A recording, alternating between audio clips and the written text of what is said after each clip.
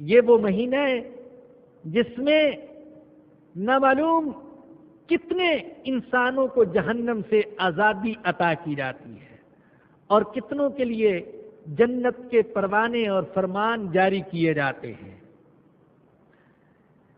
رسول اللہ صلی اللہ علیہ وسلم نے اس ماہ مبارک میں جو دعا زیادہ پڑھنے کی ترغیب دی ہے ان میں سے ایک مختصر دعا ہے، ایک ذرا طویل دعا ہے۔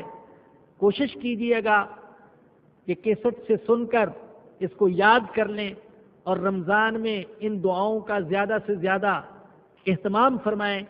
ایک مختصر سی دعا ہے، جسے لمبی دعا یاد نہیں ہو سکتی وہ یہ دعا یاد کر لے، اللہم انا نسألک الجنۃ ونعوذ بک من النار۔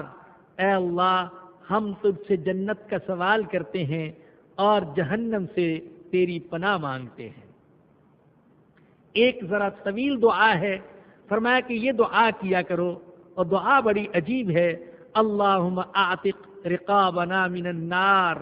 اے اللہ، ہماری گردنوں کو جہنم کی آگ سے آزاد فرما دے، وَرِقَابَ آبَائِنَا وَأُمَّهَاتِنَا وَأَزْوَاجِنَا وَأَوْلَادِنَا وَأَقَارِبِنَا وَجَمِيعِ الْمُسْلِمِينَ وَالْمُسْلِمَاتِ وَالْمُؤْمِنِينَ وَالْمُؤْمِنَاتِ اللَّهُمَّ أَعْتِقْهُمْ جَمِيعًا اللَّهُمَّ أَعْتِقْ رِقَابَهُمْ مِنَ النِّيرَانِ۔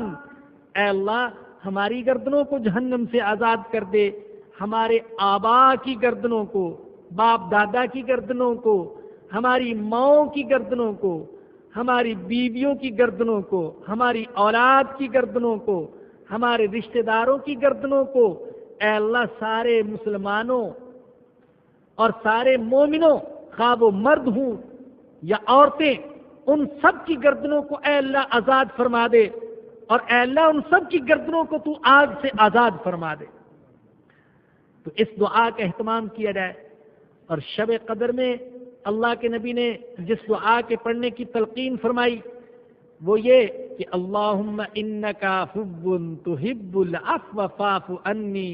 اے اللہ، تو معاف کرنے والا ہے اور تو معاف کرنے کو پسند کرتا ہے، اے اللہ تو مجھے معاف فرما دے۔ اے اللہ تو خود کہتا ہے کہ میں معاف کرنے کو پسند کرتا ہوں، معاف کرنے والوں کو پسند کرتا ہوں، تو اے اللہ میں تجھ سے معافی مانگتا ہوں، تو مجھے معاف فرما دے۔